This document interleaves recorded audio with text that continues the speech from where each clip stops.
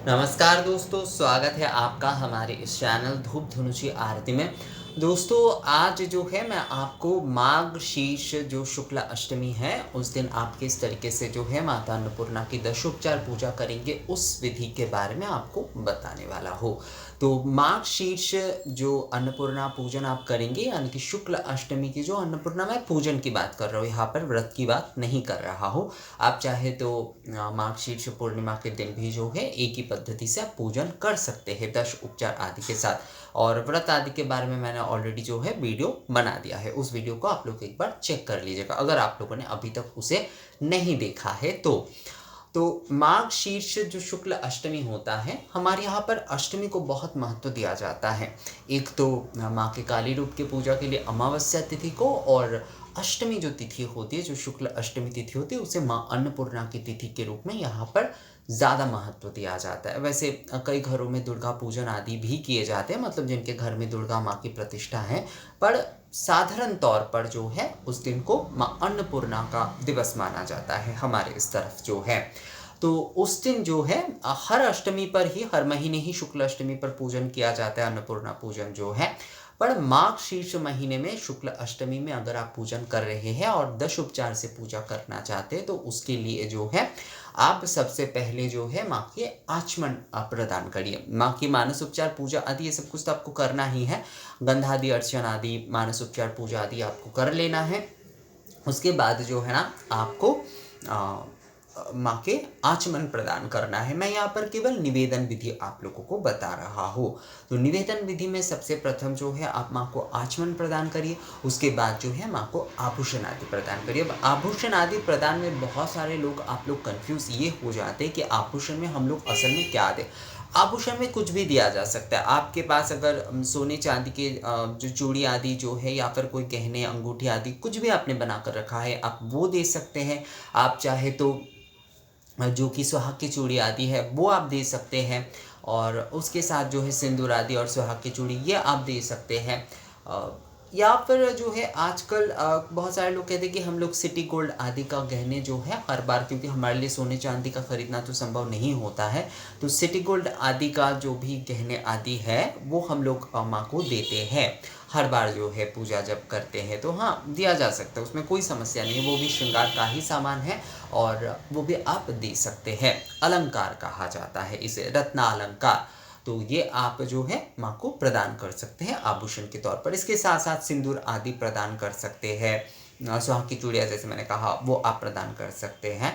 असल में क्या होता है, आभूषण जो प्रदान किए जाते हैं उसमें ही जो है सिंदूर आदि ये सभी चीज़ें जो है एक साथ प्रदान कर दी जाती है। वैसे तो वो अलंकार प्रदान ही होता है, पर उसके साथ साथ जैसे कि सिंदूर प्रदान के मंत्र बोलकर भी जो है सिंदूर बस उस समय दे दिए जाते हैं, माँ को प्रदान कर दिए जाते हैं।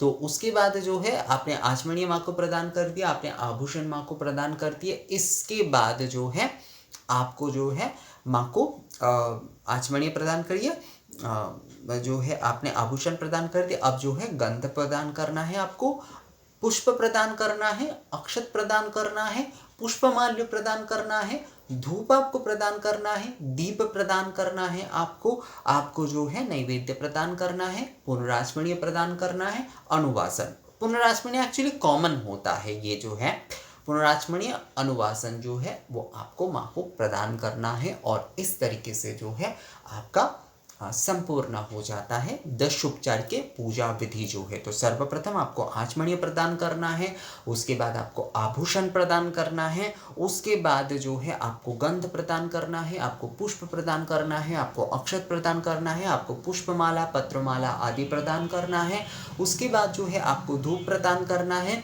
आप दीप जो है, बहुत सारे लोग मुझे कह रहे थे कि दादा हम लोग जो है ना, आपने जैसे कि बताया कि ज्योति स्वरूप जो दीप आपके वहाँ पर देने का चलन है, तो हम भी उस तरीके से क्या दे सकते हैं या नहीं, और कई लोगों ने शायद उस तरह से दिया भी है।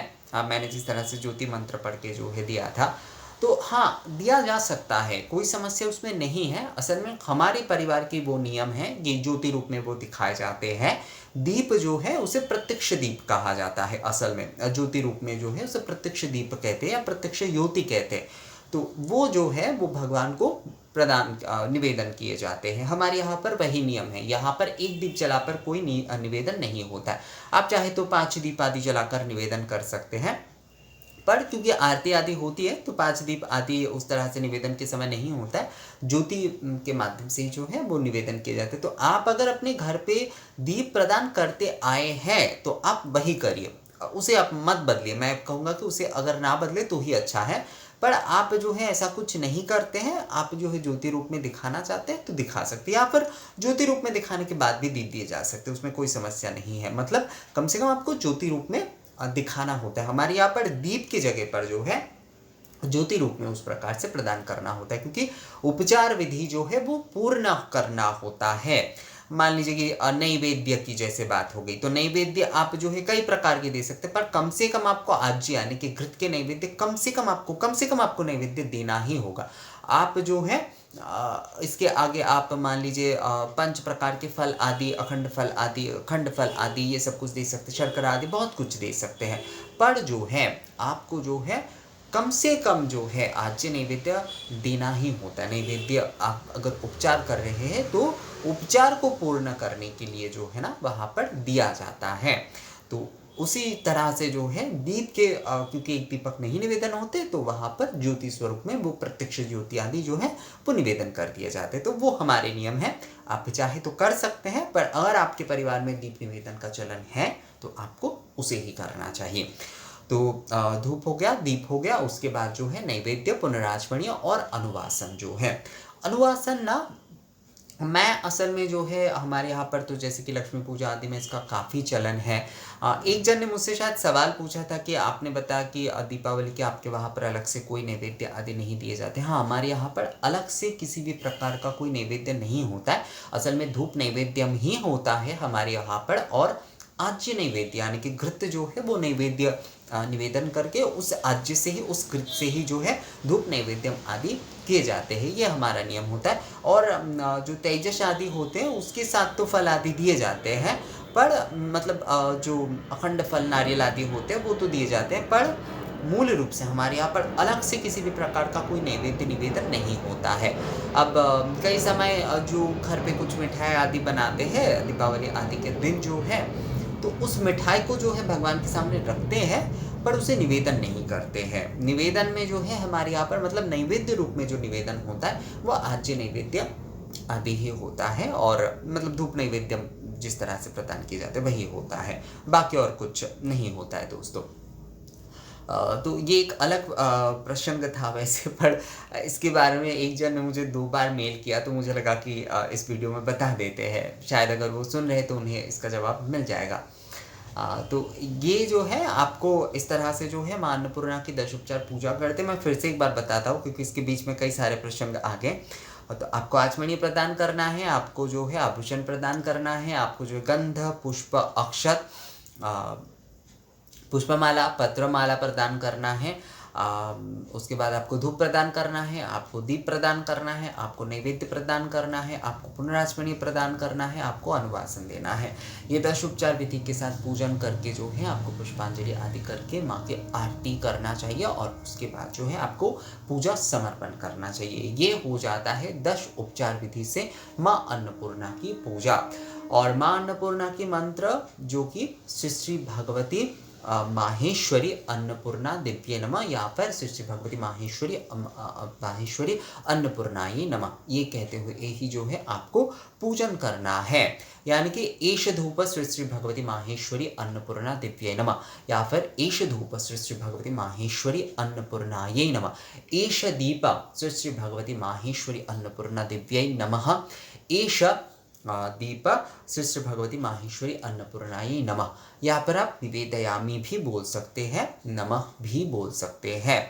तंत्रोक्त पूजा में निवेदयामी का ज़्यादा इस्तेमाल होता है, पर आप लोग में से कई लोग कहते हैं कि नमः कहा जा सकता है या नहीं। हाँ, नमः सभी जगह पर कहा जा सकता है, उसमें कोई समस्या नहीं है, पर तंत्रोक्त जो पूजन विधि होता है मूल रूप से, क्योंकि अन्नपूर्णा पूजा, काली पूजा, जगद्धात्री पूजा संपूर्ण तंत्र की पूजा है, तो यहाँ पर जो है मतलब तंत्रोक्त विधि की पूजा है, तो इसलिए जो है इसमें निवेदयामी का ज़्यादा प्रचलन किया महत्व दिया जाता है। पर नमः भी बोलते हैं तो कुछ गलत इसमें नहीं है दोस्तों। जैसे कि एष धूप श्री भगवती माहेश्वरी अन्नपूर्णा दिव्यै निवेदयामि, एष धूप श्री भगवती माहेश्वरी अन्नपूर्णायै निवेदयामि। इस प्रकार से जो है आप निवेदन आदि कर सकते हैं। माँ को जो है 10 उपचार और उसके बाद पुष्पांजलि और आरती के माध्यम से आपको माघ शीर्ष शुक्ल अष्टमी के दिन जो है माँ अन्नपूर्णा की पूजन आरती करना है। और सुबह आप पूजन आरती कर रहे हैं, संध्या को भी आप जो है माँ की आरती अवश्य करिएगा।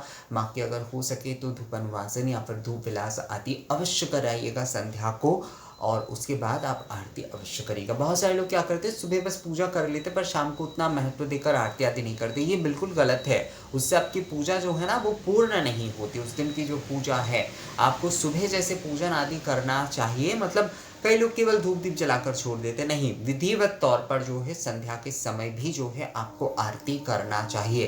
तभी जो है ना आपकी उस दिन की जो पूजा है वो संपूर्ण होती है। तो इसी प्रकार से जो है आपको माता अन्नपूर्णा की और बाबा विश्वनाथ के यानी कि भगवान भोलेनाथ के जो है आपको पूजन करना है।